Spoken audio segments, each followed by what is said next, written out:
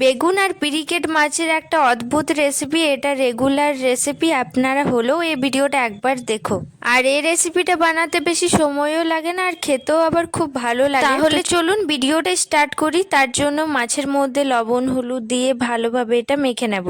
এদিকে আমি সর্ষের তেল গরম করে নিয়েছি, ওটার মধ্যে মাছটা এক এক করে দিয়ে দেবো। আর আমি আজকে মাছটা বানাবো বেগুন দিয়ে, তার জন্য বেগুনটা একদম ফ্রেশ আছে। আর দেখো কালারটা, বেগুনটা একদম টাটকা। সেটা দু ভাগে কেটে নেব। তারপর এটা মাঝখান থেকে কেটে নেব। যদি সাইজটা একটু বড় থাকে তাহলে মাঝখানে কেটে নিলে কোনো অসুবিধা হবে না, তো ওইভাবে আমি কেটে নেব। এই যে বেগুনটা দেখছেন, একদিকে সাদা একদিকে সবুজ, তো এটা যদি ছোট সাইজ থাকে তাহলে কিন্তু আরও ভালো হবে। এটা বড় সাইজ, সেই জন্য আমি দিয়ে দিলাম। এইভাবে কেটে নেব যাতে মশলাটা ঢুকে যায় বেশ ভালোভাবে। এখানে নিয়েছি কিছুটা পেঁয়াজ, ধনেপাতা, ক্যাপসিকাম, টমেটোর, ব্যাস ওই কটা নিয়ে এই মাছগুলো ভেজে নেওয়ার পর ওর মধ্যে দিয়ে দিলাম বেগুন। বেগুনটা দেওয়ার পর কিছুটা লবণ আর হলুদ দিয়ে লাল করে ভেজে নেব।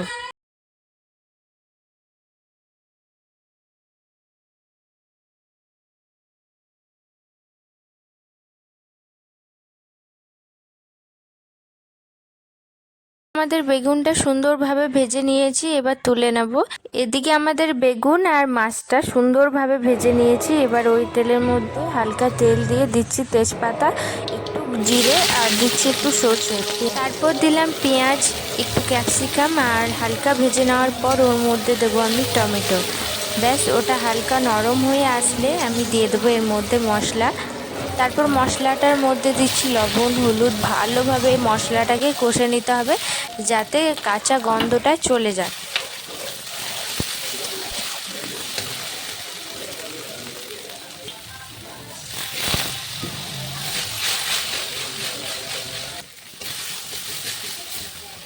সুন্দরভাবে মশলাটা কষে নেওয়ার পর এর মধ্যে দিচ্ছি পরিমাণ মতো জল। ব্যাস এটা এবার ফুটতে দেব।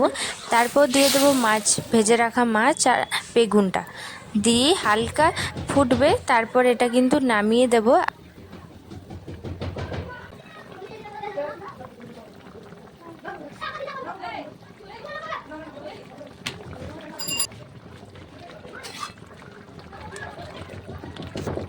10 মিনিট ফুটে যাওয়ার পর এখানে দিয়ে দিলাম ধনেপাতা, কটা কাঁচা লঙ্কা আর দিচ্ছি গরম মশলা। ব্যাস এটা হালকা ফুটে যাবে আর এটা আমি নামিয়ে দেব। তাহলে আমার এই সুন্দর রেসিপিটা আপনাদের কি কেমন লাগলো অবশ্যই কমেন্ট করে বলো। আর ভালো লেগে থাকে চ্যানেলটা সাবস্ক্রাইব করো, লাইক শেয়ার করো। দেখা হচ্ছে নেক্সট ভিডিওয়। বাই, রাধে রাধে, সবাই ভালো।